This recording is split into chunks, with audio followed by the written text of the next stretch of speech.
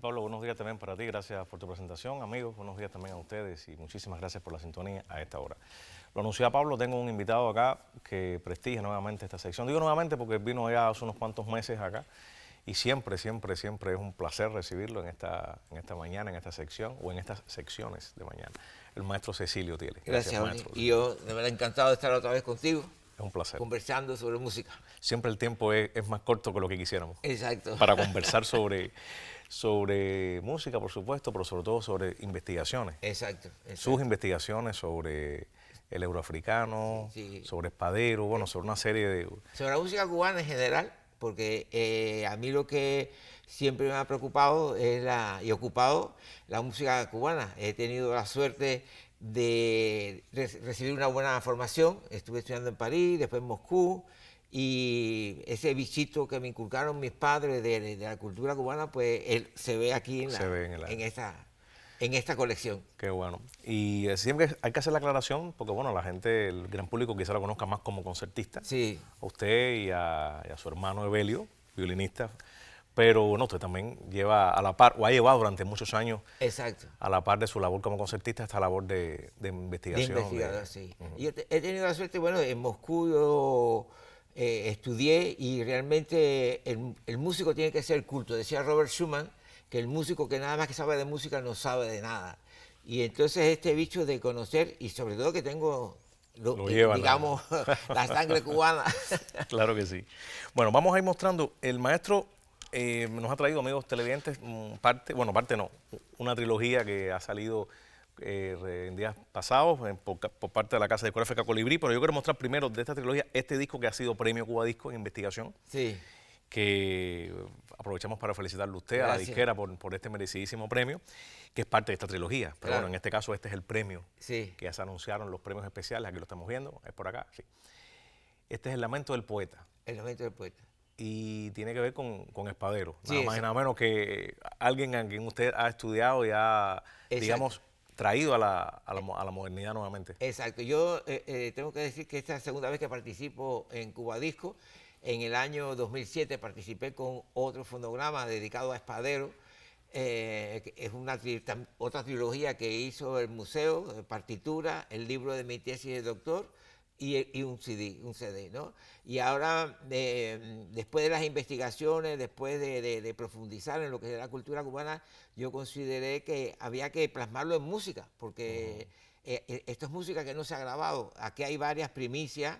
En este disco precisamente está el Ave María, que canta Johanna Simón, está también Analiet Presno, y yo toco El Lamento del Esclavo, que es precisamente una de las obras importantes del catálogo de Espadero. Gottschalk, que estuvo aquí en Cuba mucho tiempo, pues elogió mucho esta obra, y realmente es una obra muy, muy importante.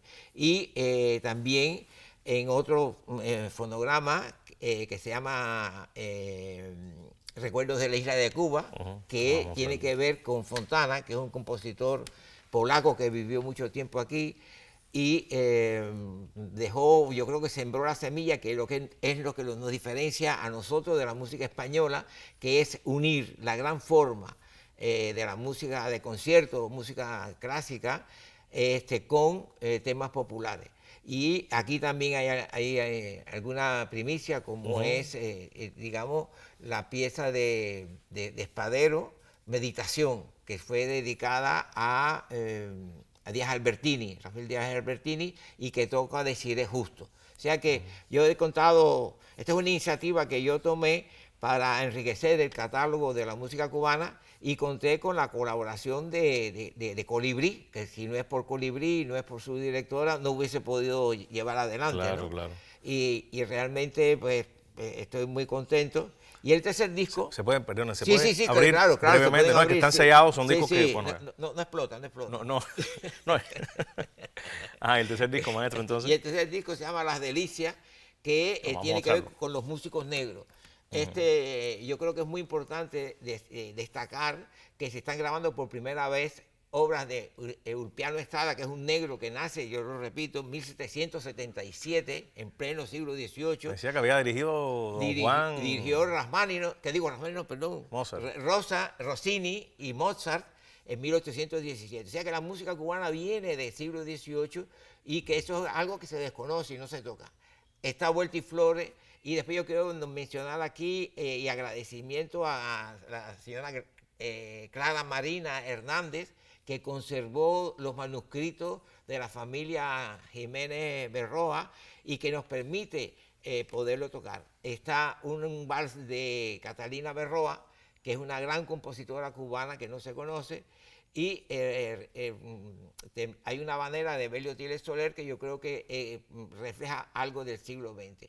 Está White, 4 piezas para piano, danza. Evelio Tiles es su papá. Mi padre, sí. Por eso. Sí, sí. Hay que Sí, especificarlo. porque diga mi papá. No, porque sí. no es Evelio el hermano, es su papá. Es mi papá, sí. Claro, Y claro. entonces el Popurrí, que es una obra de las primeras que se componen en Cuba y en España para, digamos, para enriquecer los fonogramas cubanos. O sea que esto yo creo que es una propuesta que busca enriquecer el catálogo de la música cubana que no se conoce y que lamentablemente, Oni, Claro. no se toca en las escuelas. Yo quisiera abrirlo, pero bueno, me da mucha... No. romperles el sellito para que el público también, bueno, que lo haga usted, que es el protagonista indiscutible de esta mañana, porque bueno, son discos. Aquí está, gracias, maestro. Bueno, uno nada más yo creo que es suficiente para mostrar, porque mira, yo quería preguntarte ahorita lo que no, preguntarle, no quería interrumpirlo, porque aquí hay, bueno, aquí se la huella de Chopin en Cuba. Sí. Y usted hablaba también de todo lo que había pasado desde el punto de vista de la interpretación, de lo que es el 17, 18, 19, la Exacto. ejecución.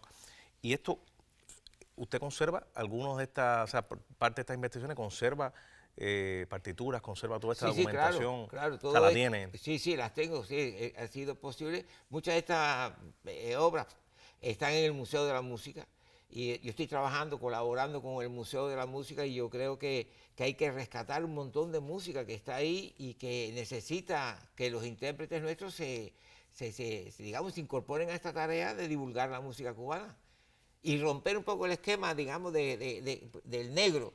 Porque a veces pensamos que el negro es El esclavo solamente, exactamente. El El esclavo. barracón, el esclavo, Exacto. el cimarrón. Exacto. Y hay una intelectualidad negra que de grandísimo nivel, hasta el punto que, por ejemplo, Lico Jiménez se formó en Trinidad y fue a Hamburgo y llegó a ser uno de los dirigentes del Conservatorio de Hamburgo. José White también se formó en Matanza y llegó a ser uno de los grandes profesores del Conservatorio de Que Guay Galicia. está en el último, o sea, en Las Delicias. En Las Delicias. Está sí. Guay también. Sí, Las Delicias es un CD dedicado a los músicos negros del siglo XVII y XIX.